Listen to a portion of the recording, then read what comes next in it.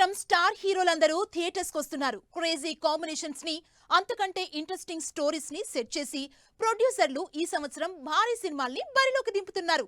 చిన్న పెద్ద తేడా లేకుండా వరుస పెట్టి సినిమాలు చేస్తున్న బ్యానర్లేంటో, ఈ బ్యానర్లు చేస్తున్న సినిమాలేంటో, బడ్జెట్ ఎంతో, అసలు ఎప్పుడు రిలీజ్ అవుతాయో, అసలు ఈ సినిమాల బిజినెస్ ఎంతో డీటెయిల్డ్ గా చూద్దాం. ఈ సంవత్సరం వరుస పెట్టి సినిమాలు రిలీజ్ అవుతున్నాయి.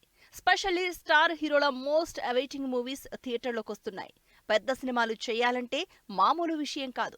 భారీ స్టార్ క్యాస్ట్, భారీ సెట్టింగ్స్, మేకింగ్, టేకింగ్ ఇలా అన్ని విషయాల్లో గ్రాండియర్ చూపించాల్సిందే.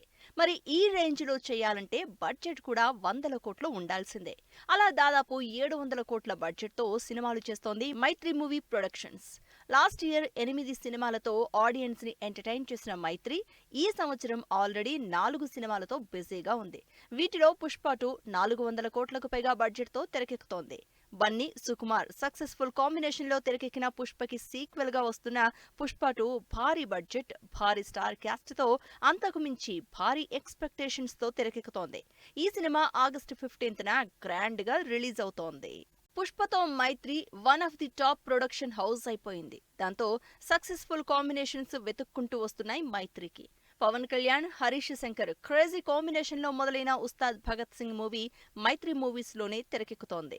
పొలిటికల్ గా పవన్ బిజీగా ఉండడంతో ప్రస్తుతానికి సినిమాకి బ్రేక్ పడినా పవన్ రేంజ్ కి తగినట్టు 100 కోట్లకు పైగా బడ్జెట్ తో తెరకెక్కిస్తున్నారు మైత్రి మూవీ మేకర్స్.